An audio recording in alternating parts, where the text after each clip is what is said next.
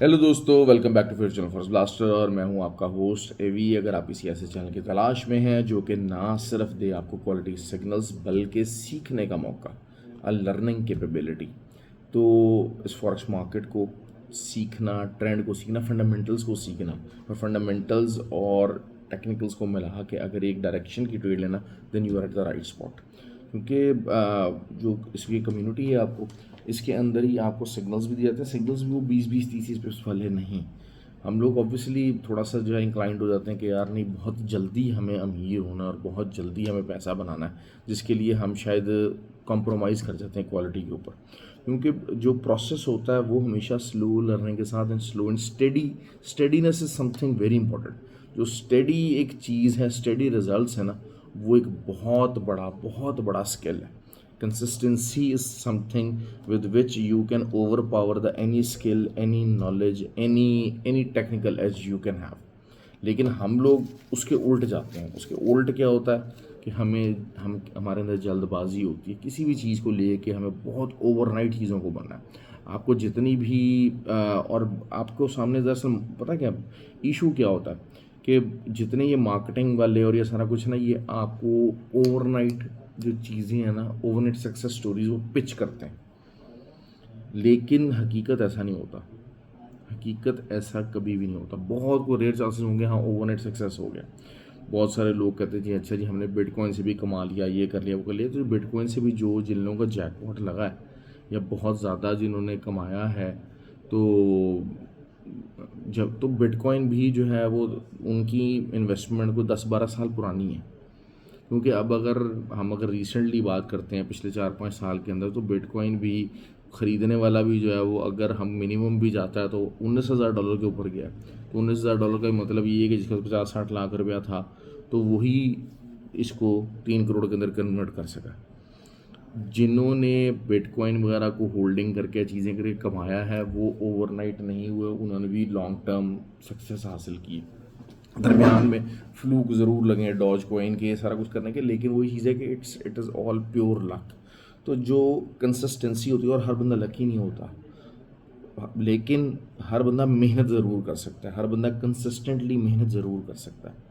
तो वो चीज़ों को आपको फोकस करना पड़ेगा। फॉरेक्स ट्रेडिंग के अंदर आपको कंसिस्टेंटली लर्न करना पड़ेगा, अपने को ग्रो करना पड़ेगा। अगर आप यहाँ पर ओवरनाइट सक्सेस के चक्कर में आए हुए हैं, या आप ओवरनाइट आप कहें कि जनाब हाँ जी बस मुझे कोई इधर ऐसी को ट्रेड मिल जाए और मैं एकदम से इतना अमीर हो जाऊँ और मेरा जैकपॉट लग जाए, तो फिर मसले ही मसले हैं आपके लिए। आपको कभी भी इस किस्म का कुछ रिज़ल्ट मिलने वाला नहीं है। इस किस्म की चीज़ें बहुत रेयर हो जाती हैं। खैर बहरहाल हम बात करते हैं अब कल की। जो हमारी बिटकॉइन की ही जो ट्रेड मैंने बाय बताई थी, वो प्रॉफिट में गई थी। 100 पिप्स निकला। 100 पिप्स ओवरनाइट जो है वो एक अच्छा डिसेंट साइज टारगेट होता है। It is something pretty decent. लेकिन वही चीज़ है कि मार्केट अभी ऊपर जा रही है, और मार्केट का मैंने आपको ये बात कही थी कि जी ये खैर फ्री व्हाट्सएप ग्रुप के अंदर भी जो है टीए शेयर किया था मैंने। इंट्राडे का टीए शेयर किया हुआ था कि, और H4 टाइम फ्रेम का, कि जी आपको कहाँ से सपोर्ट मिल सकती है। अब यही चीज़ है कि अगर तो जो है वो H4 में BTC जब तक 1,07,800 से ऊपर है, तब तक आपका बाइंग सेंटीमेंट मौजूद है। कोई भी H4 कैंडल 1,07,800 से नीचे क्लोज हो जाएगी ना, तो फिर आपको रिवर्सल के चांसेस बहुत कम हो जाएंगे। फिर रिवर्सल का जो है ना वो डन एंड डस्टेड वाला मामला थोड़ा सा हो जाएगा। लेकिन still there is a reversal possibility से मुराद ये है कि आपको एक बाइंग सेंटीमेंट की एक ट्रेड मिल रही है। अच्छा, अब ऑन द छोटा टाइम फ्रेम जो है वो 1,08,500 के नीचे का एसएल बन रहा है। अभी इस टाइम मार्केट तकरीबन 1,09,000 के ऊपर चल रही है, तो आपको 50-60 पिप्स का एसएल दे के आप आज के लिए उसको ट्राई कर सकते हैं। क्योंकि यही बात होती है कि आपने बेसिकली क्या करना होता है कि आपने बड़े टाइम फ्रेम के अंदर एरिया निकालना है, फिर टाइम फ्रेम के अंदर ये चीज़ें हम लोग सिखाते हैं। अच्छा, फ्री व्हाट्सअप ग्रुप ज्वाइन करना जो है वो it is something very easy, और लिंक्स वीडियो के डिस्क्रिप्शन में मौजूद है। और एक्सनेक्स, ऑक्टाफेक्स और 6FX दुबई का ब्रोकर है पर्टिकुलरली जो है, क्योंकि दुबई के अंदर जो विड्रॉल डिपॉजिट जो है वो चाहते हैं बैंक्स के अंदर, तो उसके लिए हो जाता है। क्योंकि ऑक्टाफेक्स और एक्सनेक्स जो है वो दुबई के अंदर बैंक डिपॉजिट विड्रॉल नहीं दे रहा होता। तो यू कैन डू दैट। अच्छे रिनाउंड ब्रोकर हैं, रिनाउंड ब्रोकर्स के साथ काम करें ताकि आपको फ़ायदा हो, आपकी मनी फिर भी सिक्योर रहे। क्योंकि देखिए रिटेल ब्रोकर के साथ ही आपको काम करना पड़ेगा। हम लोग जो भी कोर्स चल रहा है उसके अंदर में बड़ा ब्रोकर्स का जो है ना एक वो बड़ा डिटेल के साथ हम लोग समझाते हैं कि जी how the broker is manipulating the market, how the broker is playing, how the broker can be helpful, broker के साथ जो इनके साथ काम करना चाहते हैं आपका एज क्या हो सकता है, ये चीज़ें हम लोग सिखाते हैं। अभी कोर्स रनिंग में सितंबर का कोर्स जो है वो पूरी तरह से प्लान्ड है। आप सितंबर के ऑनलाइन कोर्स के लिए अपना आपको रजिस्टर कर सकते हैं, रजिस्ट्रेशन हो रही हैं उसकी। लेकिन ये होता है कि हम लोग एक बहुत ज़्यादा बड़ा एक चंक क्रिएट नहीं करते हैं रिगार्डिंग द रजिस्ट्रेशंस, क्योंकि वही चीज़ होती है कि कोर्स के अंदर फिर असाइनमेंट्स भी हैं, सब कुछ हैं, प्रैक्टिसेस भी हैं, तो वो फिर बहुत मुश्किल हो जाती है क्लास हैंडल करनी। तो it is always a limited kind of a thing, तो आप अपनी सीट्स को रिजर्व कर सकते हैं। दूसरा जो फिज़िकल क्लासेस है हमारी ऑब्वियसली दुबई सेंटर में होती हैं, तो दुबई में जो है वो आपको नवंबर की जो रजिस्ट्रेशन है वो मिल सकती हैं, आप उसके लिए अपने आप को कर सकते हैं। वो फिज़िकल क्लासेस होंगी, फिज़िकली आपको वहाँ के जो क्लासेस हैं सामने वो चीज़ आसान रहेगी। खैर जी, अब बात करते हैं जी, 2-3 चीज़ें हुई हैं। एक तो मैंने कल की वीडियो में जिक्र किया था कि जो ट्रंप के ख़िलाफ़ फैसला आया कि जी जो आपको ये रोकने, देखिए ओवरऑल गोल्ड टेक्निकली भी, सिल्वर हो गया, गोल्ड टेक्निकली भी फंडामेंटली भी बुलिश है। टेक्निकली बुलिशनेस क्या आ गई है, वो ये है कि टेक्निकली ऑन बिल्कुल अगर मंथली क्लोजिंग देखें तो एवर हाइस्ट के ऊपर closing I, and closing is everything. ठीक है, वीकली भी एक अच्छी बड़े लेवल के ऊपर क्लोजिंग आई हुई है।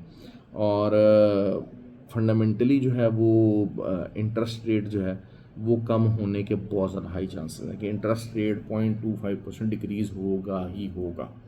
तो इससे क्या होगा, इससे जो 10 ईयर टी बॉन्ड यील्ड्स हैं उनका जो है वो कमी आ जाएगी, और जो है वो फिर ज़ाहिर बात है क्योंकि वो यील्डिंग एसेट्स और नॉन यील्डिंग एसेट का थोड़ा फ़र्क आ जाता है। लेकिन असल चीज़ यही हो रही है कि एक बबल तैयार हुआ है, अब बबल के बर्स्ट होने में जो सेफ्टी है वो आपको प्रोवाइड करता है सिर्फ और सिर्फ गोल्ड।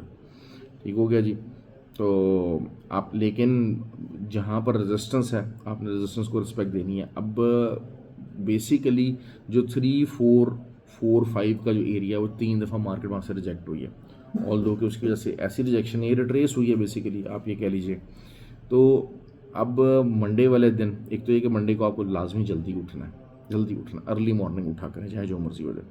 दूसरा आप क्या कर सकते हैं मंडे वाले दिन के, या तो ये है कि मार्केट जो है वो कैप अप ओपन होगी, मार्केट 3455560 तक जाके लिक्विडिटी ग्रैब करके दोबारा नीचे आ सकती है। असल चीज़ क्या है कि 4-5 के नीचे H4 कैंडल ओपन और क्लोज, अगर ये होती है इसके नीचे मार्केट फंस जाती है H4 कैंडल। मॉर्निंग के अंदर तो आपको एक वो ट्रेड मिल सकती है कि जनाब ठीक है जी गैप अप ओपन है, गैप डाउन ओपन है, गैप डाउन के चांसेस थोड़े से ज़्यादा हैं, मैं बताना चलूँ, क्योंकि ऑब्वियसली एक हिस्टोरिकली क्या है, एक बड़ी रेजिस्टेंस है मौजूद यहाँ पर। और लोग ठीक है जी ये सारा कुछ है, लेकिन बहरहाल जो इंट्रा डे लेवल के ऊपर एक रेजिस्टेंस है, 3-4 दफ़ा मार्केट आया तो मार्केट कुछ ना कुछ वहाँ से रिस्पॉन्ड ज़रूर करेगी, और करना चाहिए। अगर नहीं करेगी तो भाई फिर तो इसका मतलब यही है कि फिर गोल्ड तो 3600-3700 ही लगा देगा बड़े आराम से, क्योंकि अगर ये वाली, क्योंकि देखें एक लास्ट नॉन रेजिस्टेंस जो है ना हमारे पास वो ये वाला एरिया, ऑल दो के बुलिश क्लोजिंग है, पूरी तरह से मारू बूजू क्लोज हुई हुई है और एक अच्छे जो है वो लेवल के ऊपर क्लोजिंग आई हुई है, तो this means there is a bullishness. लेकिन ऑन द कॉन्ट्ररी अगर हम ये बात करते हैं कि एक हिस्ट्री को अगर हम सामने रखते हैं, क्योंकि अगर वही इतनी बड़ी एक मेजर रेजिस्टेंस है, अगर इसको भी सपोर्ट नहीं कर रही, तो दिस मीन्स कि गोल्ड हैज़ द मोमेंटम कि ये $250-300 यहाँ से भी ऊपर जा सकती है मार्केट बड़े आराम से। इस चीज़ को बार बार मार्क माई वर्ड्स। लेकिन अगर यही चीज़ है कि 3-3-4-5 के नीचे H4 कैंडल ओपन और क्लोजिंग वाला कुछ मामला हो जाता है, तो फिर आप ऊपर का जो कल मंडे वाले दिन हाई लगेगा उसका एसएल देके तो आप रिट्रेसमेंट की सेल ट्राई कर सकते हैं। अगेंस्ट द ट्रेंड होगी, अगेंस्ट द ट्रेंड बहुत बड़ी ट्रेड नहीं निकलती है, और मार्केट जिनको सेल नहीं लेनी, ठीक हो गया, जिनको सेल लेनी है वो रिट्रेसमेंट का वेट करें। अब रिट्रेसमेंट आती है नहीं आती वो मार्केट की मर्जी है, उसके लिए आप ऊपर इतना ज़्यादा नहीं हो सकता। लेकिन जो टेक्निकल पॉइंट ऑफ व्यू से देखें 2 से 3 तरह की ट्रेड होती है। एक होती है against the trend trade, trend buying का चल रहा है आप सेल लगा रहे हैं, सेलिंग का चल रहा है बाय लगा रही है कि आप we are hoping for the retracement. अच्छा, एक होती है विद द ट्रेंड ट्रेड होती है, एक होती है ब्रेकआउट ट्रेड कि जनाब आपने बाय स्टॉप लगा दिया 3450 के नीचे ऊपर, ठीक है, कि मार्केट जब ये रेजिस्टेंस के ऊपर आ जाएगी मेरा बाय स्टॉप क्वार्टर उठाएगी और ऊपर चलती जाएगी, मैं ट्रेंड के साथ ऊपर बैठ जाऊँगा। फिर एक होती है with the trend trade after the retracement, ठीक है, आप वेट करते हैं मार्केट रिट्रेस करे, अच्छा वो रिट्रेस कर सकती है नहीं कर सकती, इट डिपेंड्स। अब जो मार्केट का जो रिट्रेसमेंट लेवल आ रहा है वो आ रहा है तकरीबन 2423 तक अगर मार्केट रिट्रेस करती है तो आप नीचे का एसएल दे के आप इसको बाय करेंगे। ये एक सबसे ज़्यादा सेफ सिनेरियो जो है ना वो ये होता है कि यार ठीक है जी हम रिट्रेसमेंट के ऊपर हम देखेंगे, रिट्रेसमेंट लेगी तो फिर हम जो है वो ट्रेड लेंगे, that is something a safer option. तो ये चीज़ ऐसे हो गई है। बाकी ये कि सिल्वर ऑयल की बात करते हैं, ऑयल जो है वो अगेन 65.5 का ही एसएल चल रहा है, दैट्स इट, उसके अंदर there is no rocket science. बहुत बड़ी ट्रेड्स नहीं निकल रही हैं लेकिन छोटी छोटी निकल रही हैं, आपको अच्छा प्रॉफिट दे रही हैं कॉन्टिन्यूस बेसिस के ऊपर। सिल्वर पूरी तरह से जनाब जो है ना वो जुड़ा हुआ है अपने काम पे, और आपको याद हो कि मैंने एक दफ़ा कहा था कि ये 39 के ऊपर क्लोजिंग का मतलब यही है कि it can go up to the level कौन सा हो सकता है, लेवल हो सकता है 42 43। क्योंकि अननोन एरिया था बेसिकली, वही 25-30 साल के बाद इन एरियाज़ के अंदर आया है, तो एज सच कोई हिस्ट्री यहाँ पर रिपीटेड नहीं है कि जनाब अच्छा जी यहाँ पर क्या होता है।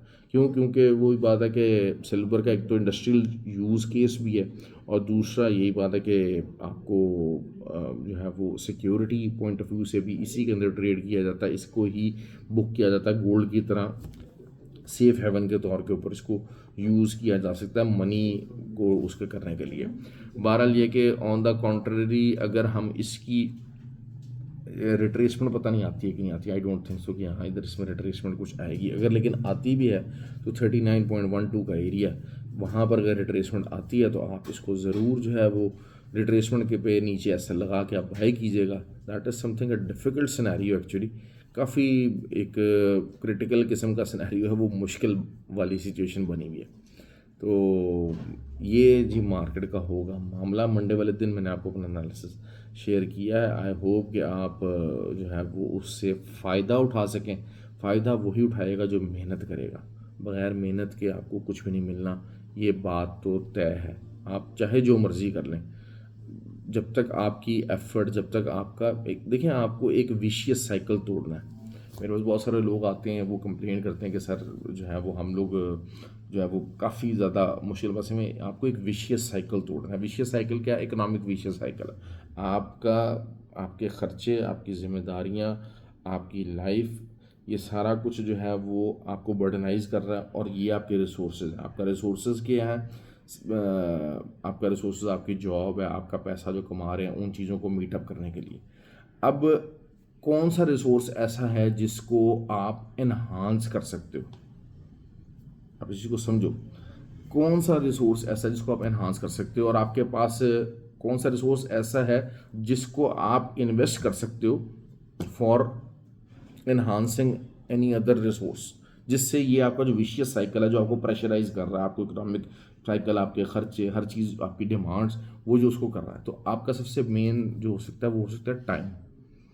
सबसे बड़ा आपको रिसोर्स है टाइम। उस टाइम को निकालें, उस टाइम को निकालें and then give it to the learning skills area. अब बहुत सारे लोग उससे ढीठ हो जाते हैं ना, मतलब एक ईगो बना लेते हैं कि सर हम क्यों अपना आईबी चेंज करें, हम आपके पास क्यों आए, ये वो भाई इसलिए कि there is something which you need. आप इसी को समझें। मैं जी अपने ही ब्रोकर पे करूँगा, ब्रोकर आपका जो है ना कोई सगा नहीं है, मैं भी आपका कोई सगा नहीं हूँ। इट सगी जो चीज़ है ना वो ये है कि आपको क्या चीज़ मिल रहा है, दैट इज़ समथिंग इम्पॉर्टेंट, कि आप ये डिसीजन ले रहे हो तो आपको मिल क्या रहा है, आप चाह क्या रहे हो, जो आपकी डिमांड है, अपनी जो नीड है ना उसके मुताबिक डिसीजन लेते हैं। यार मुझे ये ज़रूरत है, तो चाहे मेरी ईगो मुझे हर्ट कर रही है, चाहे मुझे बुरा लग रहा है, चाहे मेरा कंफर्ट जोन ख़राब हो रहा है, क्यों? क्योंकि मेरी डिमांड है, मेरी नीड वहाँ से पूरी होनी है, तो मुझे उसके मुताबिक चलना पड़ेगा। तो इसलिए आप अपना, मैं, ये चीज़ें जो है ना ये लूज़र स्टॉक है, ये लूज़र स्टॉक है। ठीक हो गया? आपकी प्रेफरेंस है यार, हाँ मुझे लर्निंग चाहिए भाई। अच्छा लर्निंग है, मुझे लर्निंग कहाँ से मिल सकती है? कैसे कैसे मिल सकती है। अब वो क्या है कि जनाब जो है वो, अब आपको वो 20-30 पिप्स वाला अगर जो है वो टीपी चाहिए तो आप ज़रूर वहाँ पर जाइए। हाँ, अगर आपको एक डिसेंट साइज़, मैं अगर बात कर रहा हूँ आपके सामने, वो बात कर रहा हूँ, हाँ यार कल बस 100 पिप्स का ही हमारा टीपी हिट हो सका BTC में। तो आप इमेजिन करें कि यहाँ पर इस ग्रुप के अंदर माइंडसेट क्या है, जो लोग भी इकट्ठे हुए हैं उनका माइंडसेट क्या है कि नहीं यार माल बड़ा बनाना है, टीपीस बड़े हिट करने, ये चीज़ सीखनी है, ये चीज़ आनी चाहिए। तो आपको ये वाले माइंडसेट के साथ जाना है या आप उसी वो 20-30-40 चीने मीने माइंडसेट के साथ आप राज़ी हैं? अगर राज़ी हैं तो आप ज़रूर जाइए, ज़रूर कीजिए। लेकिन if you want something, you want to expand yourself, असल चीज़ ये होती है कि अपनी नीड को समझें और उसके मुताबिक समझदार डिसीजन लीजिए। ठीक हो गया जी। ट्रेडिंग के अंदर भी यही चीज़ रिक्वायरमेंट है। एसएल और जो टीपीज़ है उसका जो कॉन्सेप्ट है ना, वो भी यही इसका फ़र्क है। ओके जी, ख्याल रखें अपना। वीडियो को लाइक और कमेंट और शेयर कीजिए। Thank you very much.